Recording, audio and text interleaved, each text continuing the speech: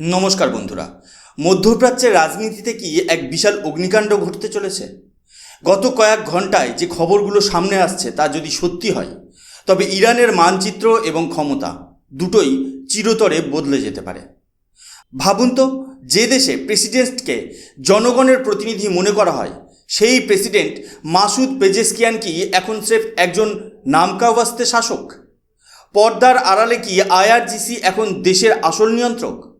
আজ আমরা আলোচনা করব ইরানের সেই সাইলেন্ট কুপ বা নিঃশব্দ অভ্যুত্থান নিয়ে, যা বিশ্ব মিডিয়াকে কাঁপিয়ে দিয়েছে।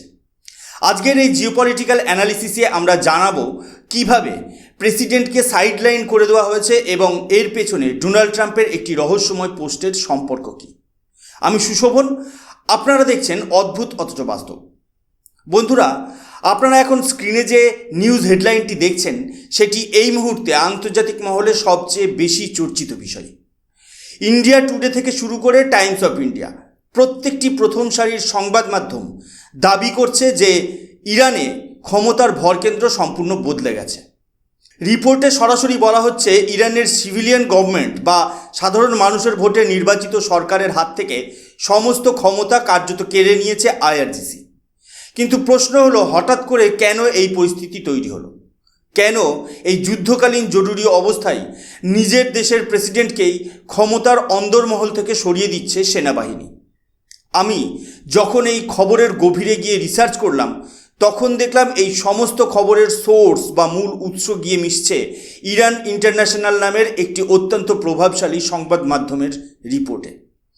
তারা সরাসরি দাবি করছে যে ইরানের অভ্যন্তরে আইআরজিসি এবং প্রেসিডেন্ট মাসুদ পেজেশকিয়ানের মধ্যে একটি তীব্র ইন্টারনাল পাওয়ার স্ট্রাগল বা ক্ষমতার লড়াই তুঙ্গে উঠেছে। রিপোর্টে স্পষ্টভাবে উল্লেখ করা হয়েছে যে আইআরজিসি এখন ইরানের ডিফ্যাক্টো কন্ট্রোল অর্থাৎ প্রকৃত ক্ষমতা নিজের হাতে তুলে নিয়েছে।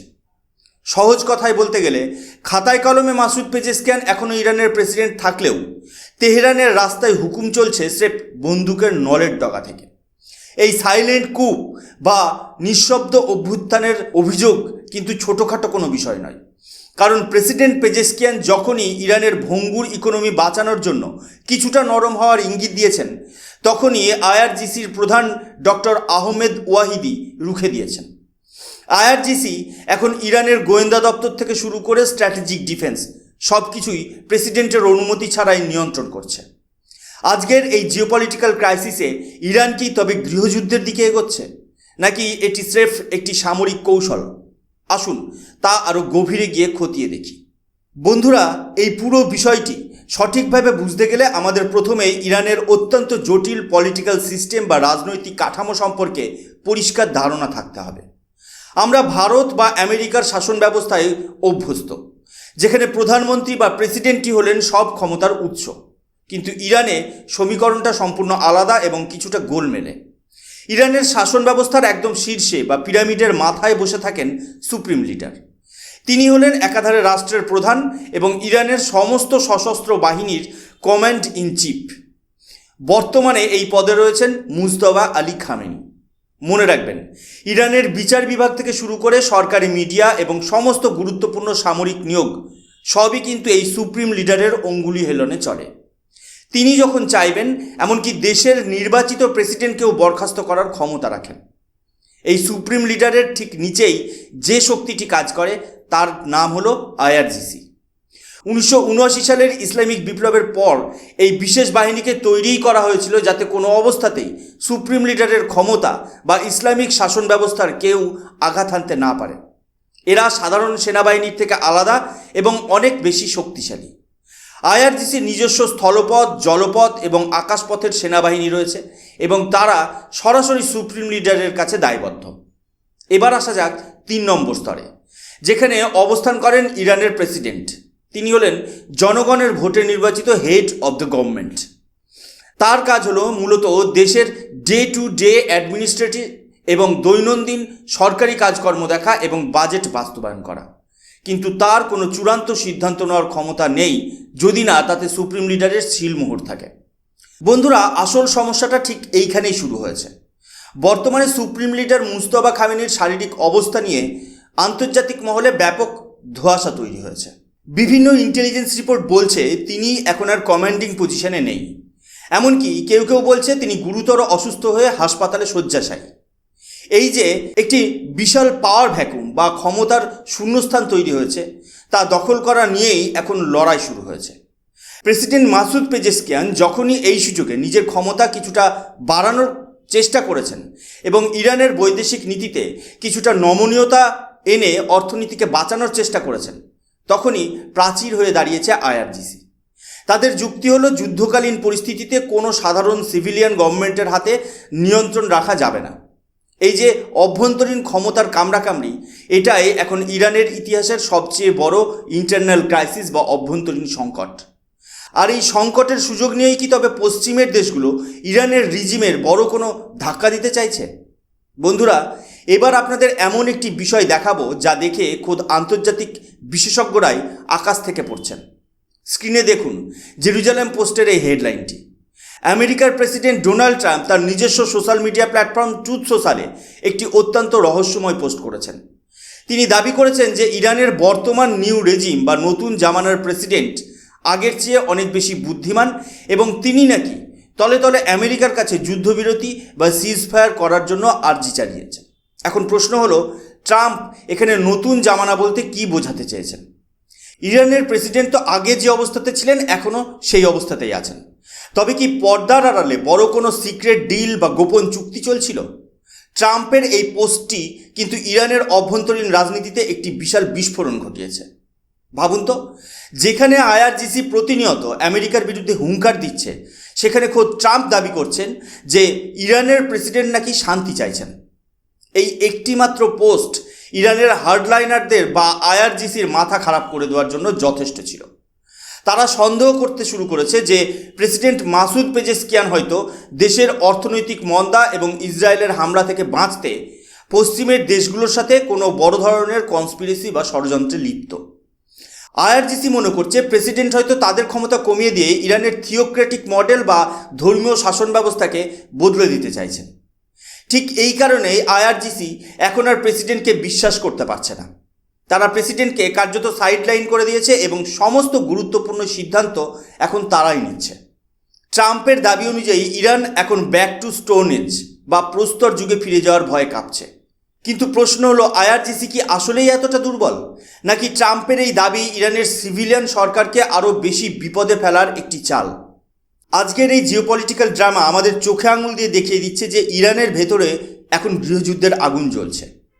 বন্ধুরা, ইরানের এই ভয়ঙ্কর রাজনৈতিক নাটকের আসল কেন্দ্রীয় চরিত্র, যাকে আপনারা নায়ক বা খলনায়ক যা খুশি বলতে পারেন, তিনি হলেন বর্তমান আইআরজিসি প্রধান ডক্টর আহমেদ ওয়াহিদ। আমি তাকে ডক্টর বলছি কারণ তিনি স্রেফ একজন সামরিক অফিসার নন। তিনি ইঞ্জিনিয়ারিংয়ে মাস্টার্স করার পর স্ট্র্যাটেজিক ম্যানেজমেন্টে পিএইচডি করেছেন। কিন্তু এই উচ্চশিক্ষিত মানুষটি আদতে কতটা বিপজ্জনক তা তার ট্র্যাক রেকর্ড দেখলেই বোঝা যায়। আহমেদ ওয়াহিদি হলেন সেই প্রজন্মের প্রতিনিধি যারা 1979 সালের ইসলামিক বিপ্লবের সময় রাস্তায় নেমে শাহ শাসনের বিরুদ্ধে লড়াই করেছিলেন। অর্থাৎ তিনি কোনো সাধারণ পেশাদার সৈনিক নন, তিনি একজন ডিপলি আইডিওলজিক্যাল এবং আদর্শগতভাবে কট্টরপন্থী যোদ্ধা। মজার বিষয় হলো, আমেরিকা এবং ইসরায়েল যখন এয়ার স্ট্রাইক করে ইরানের পুরনো নেতৃত্বকে একের পর এক খতম করেছিল, তখন পশ্চিমের দেশগুলো ভেবেছিল যে এর ফলে ইরানের মনোবল ভেঙে যাবে এবং সেখানে হয়তো কোনো উদারপন্থী বা প্রো ওয়েস্টার্ন সরকার ক্ষমতায় আসবে। কিন্তু হিসাবে একটা মস্ত বড় ভুল হয়ে গেছে। পুরনো নেতৃত্ব সরে যাওয়ার পর এখন আইআরজিসির নেতৃত্বে উঠে এসেছে এক ইয়ঙ্গার জেনারেশন অফ আইআরজিসি, যারা আগের প্রজন্মের থেকে অনেক বেশি হার্ডার বা কট্টরপন্থী। ডক্টর ওয়াহিদি হলেন এই নতুন রক্ত বা নতুন জামানার নেতা। তিনি কট্টরভাবে প্রো নিউক্লিয়ার বোম সমর্থক। তিনি প্রকাশ্যে বিশ্বাস করেন যে ইরানকে যদি টিকে থাকতে হয় এবং আমেরিকার চোখরাঙানি বন্ধ করতে হয়, তবে ইরানের হাতে পরমাণু অস্ত্র থাকা আবশ্যিক। বন্ধুরা, এখানেই তৈরি হয়েছে আসল সংঘাত।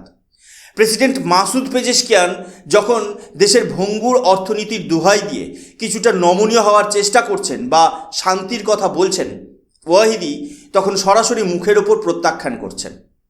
ওয়াহিদির কাছে ইরানের সাধারণ মানুষের রুটি রুজির চেয়ে 1979 সালে সেই ইসলামিক বিপ্লব বাঁচিয়ে রাখা অনেক বেশি গুরুত্বপূর্ণ।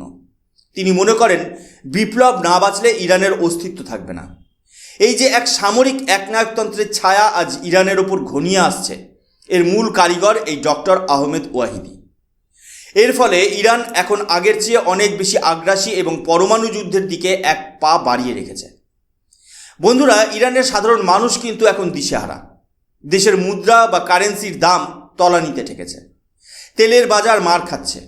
প্রেসিডেন্ট পেজেশকিয়ান আইআরজিসি প্রধানকে সতর্ক করেছিলেন যে যদি এই যুদ্ধ চলতে থাকে তবে কয়েক সপ্তাহের মধ্যে ইরানের ইকোনমি কোল্যাপস বা অর্থনৈতিক পতন নিশ্চিত।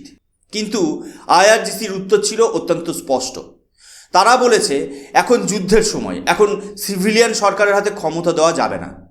তারা এমনকি প্রেসিডেন্টকে নিজের পছন্দের ইন্টেলিজেন্স মিনিস্টার পর্যন্ত নিয়োগ করতে দেয়নি। উল্টে তারা নিজেদের পছন্দের লোক বসিয়ে দিয়েছে ইরানের গুরুত্বপূর্ণ সব জায়গায়।